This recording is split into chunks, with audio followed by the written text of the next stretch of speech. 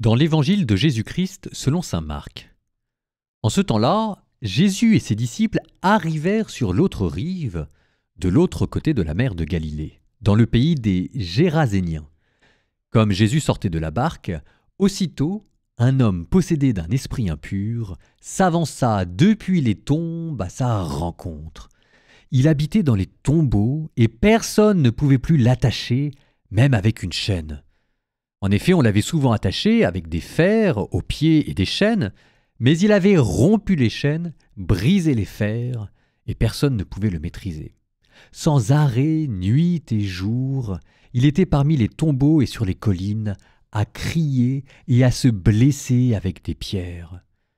Voyant Jésus de loin, il accourut, se prosterna devant lui et cria d'une voix forte « Que me veux-tu, Jésus, fils du Dieu Très-Haut? Je t'adjure, par Dieu, ne me tourmente pas. » Jésus lui disait en effet « Esprit impur, sors de cet homme. » Et il lui demandait « Quel est ton nom ?» L'homme lui dit « Mon nom est Légion, car nous sommes beaucoup. » Et il suppliait Jésus avec insistance de ne pas les chasser en dehors du pays. Or, il y avait là, du côté de la colline, un grand troupeau de porcs qui cherchait sa nourriture. Alors, les esprits impurs supplièrent Jésus « Envoie-nous vers ces porcs et nous rentrerons en eux. » Il le leur permit.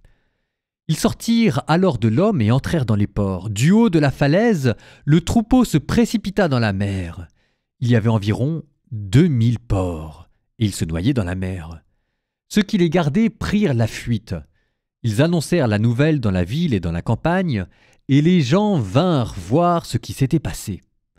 Ils arrivent auprès de Jésus, ils voient le possédé, assis, habillé et revenu à la raison, lui qui avait eu la légion de démons, et ils furent saisis de crainte.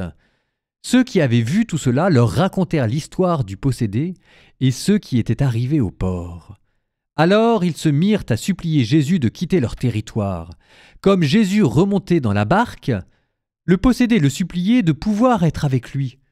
Il n'y consentit pas, mais il lui dit « Rentre à la maison auprès des tiens, annonce-leur tout ce que le Seigneur a fait pour toi dans sa miséricorde. » Alors l'homme s'en alla. Il se mit à proclamer dans la région de la Décapole ce que Jésus avait fait pour lui, et tout le monde était dans l'admiration.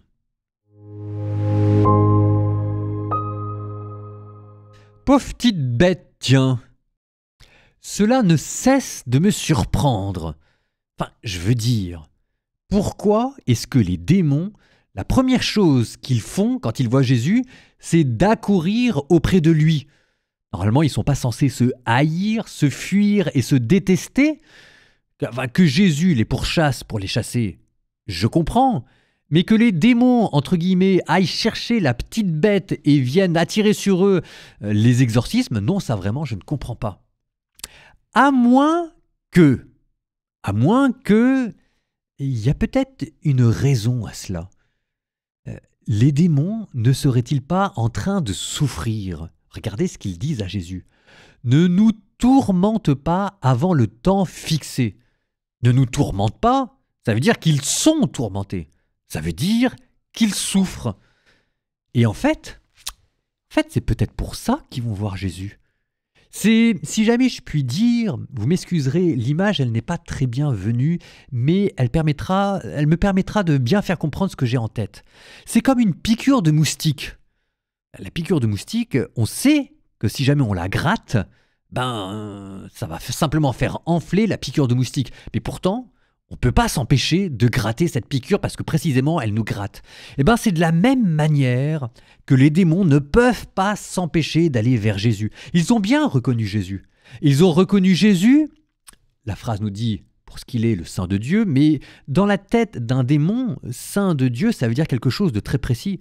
Saint de Dieu, ça veut dire l'origine de leur souffrance. Celui qu'ils ont rejeté et celui qui les a rejetés.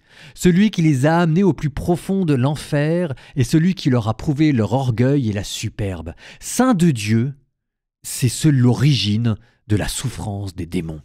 Et ils ne peuvent pas s'empêcher d'aller voir Jésus en qui ils reconnaissent l'origine de leur propre souffrance, parce que oui, les démons souffrent, pour essayer, comme en grattant une piqûre de moustique, de faire disparaître la gêne.